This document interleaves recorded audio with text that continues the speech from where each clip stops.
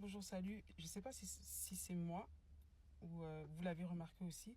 Il y a un phénomène qui est très courant maintenant avec les nouveaux convertis, essentiellement dans les églises dites réveillées ou même dans certains groupes de prière. Ça veut dire quoi? Vous avez une vie tranquille, normale et tout ça. Vous intégrez ce genre de groupe-là et il se passe des fissures avec votre famille.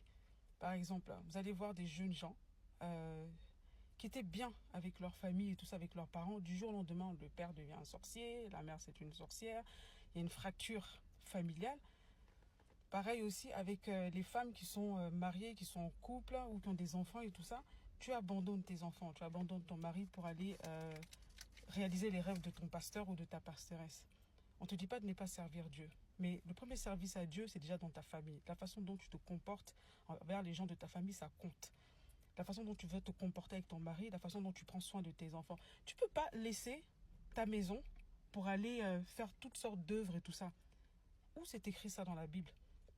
Quand vous lisez même la Bible, quand on parle aux femmes, on leur dit d'être adonnées à leur maison, de s'occuper des soins domestiques. Le premier ministre, ton premier ministère, là, c'est dans ta famille.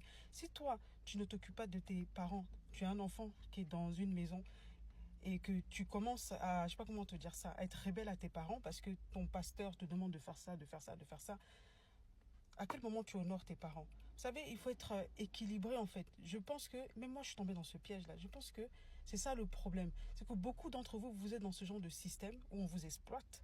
Vous êtes dans des, entre guillemets, groupes de prière ou dans des églises où on vous demande plein de choses. Vous n'avez même plus le temps pour vos familles, vous n'avez même plus le temps. Parce que, vous savez, la prédication, c'est pas seulement que parler de Jésus, hein. Les gens vous observent. Je vous dis la vérité, les gens vous observent. Ce que vous faites là, votre façon de vous conduire, les premières personnes qui vous observent, ce sont ceux qui sont autour de vous. Il y a des gens qui sont autour de vous, auprès desquels vous n'avez même pas un bon témoignage, qui ne pourront même jamais donner leur vie au Seigneur en vous regardant même vivre. Pourquoi? Parce que vous allez avoir des enfants qui vont se sentir négligés. Pourquoi? Parce que maman était toujours en train de prier. Maman ne s'occupait pas de nous. Maman était toujours dans son couple de prière, en train de faire des œuvres extérieures et tout ça. Pendant ce temps, tu es en train de réaliser les rêves. Parce qu'il y a beaucoup là, ce ne sont même pas des hommes de Dieu, ce sont des sorciers. Beaucoup de charlatans, je ne sais pas comment vous dire ça, de féticheurs, ont vu qu'il y avait de l'argent à se faire voilà, en prêchant et tout ça. Donc, ces gens-là prêchent bien. Ils sont là, bref, ils vous recrutent et tout ça.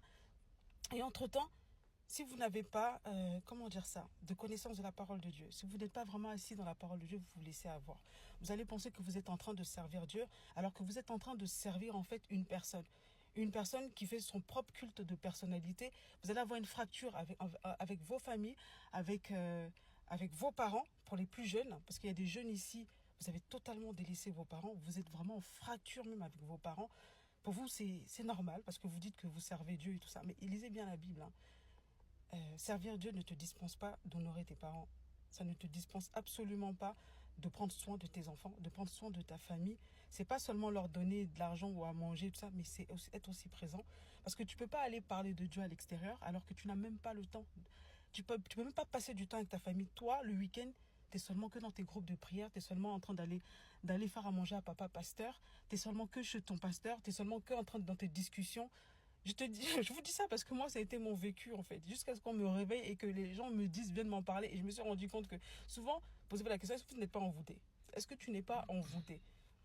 C'est pas parce que, c'est pas parce que tu fais pas tout ce que le pasteur ou la pastoresse te dit que ça veut dire que tu ne sers pas à Dieu.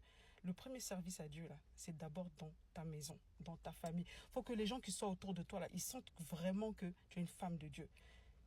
Par la façon dont tu les traites, par la façon dont tu traites ta mère, par la façon dont tu traites tes parents, par la façon dont tu traites ton mari, tes enfants, on doit sentir que tu es une personne de Dieu.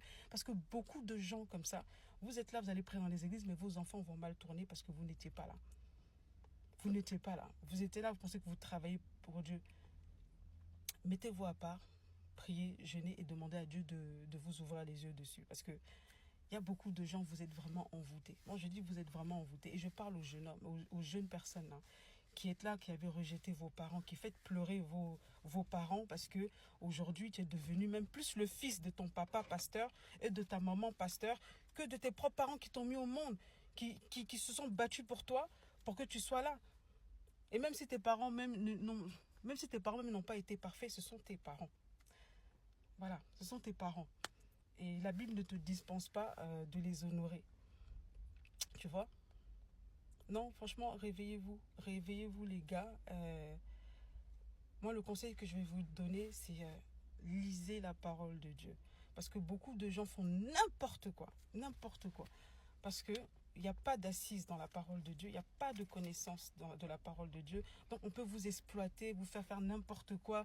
Vous êtes là, vous-même vous savez que vous n'êtes pas bien. Tu n'es même pas bien même dans ta peau. T'es pas, toi-même tu es fatigué, mais tu es dedans quand même. On dirait que si tu vas, c'est un envoûtement. On dirait que tu dis que si tu as arrêté, c'est comme si tu vas fâcher Dieu et tout ça. Dieu ne sera jamais fâché de savoir que tu es quelqu'un d'équilibré, qui prend soin de sa famille, qui est là, tout ça. Parce que ces gens-là, ils sont en train de réaliser leurs rêves. Pendant que toi, tu es en train de t'épuiser et tu es en train de faire mourir ton mariage, tu es en train de faire mourir tes enfants. Parce que souvent, vous êtes là et la personne est en souffrance à côté de toi. Et tu vas te dire, oui, c'est le diable, c'est le diable. Non, c'est toi. C'est pas le diable. C'est toi. Comporte-toi bien. Passe du temps avec ta famille. Parce que ne va pas faire, tu vas détruire après ta famille. Après, tu dis, oui, c'est le diable, comme je servais Dieu et tout ça. C'est toi-même. Bon, mon message, j'espère que vous l'avez compris. Hein. Réfléchissez, allez auprès de Dieu et demandez-lui de vous ouvrir les yeux. Arrêtez d'être envoûté. Allez, salut.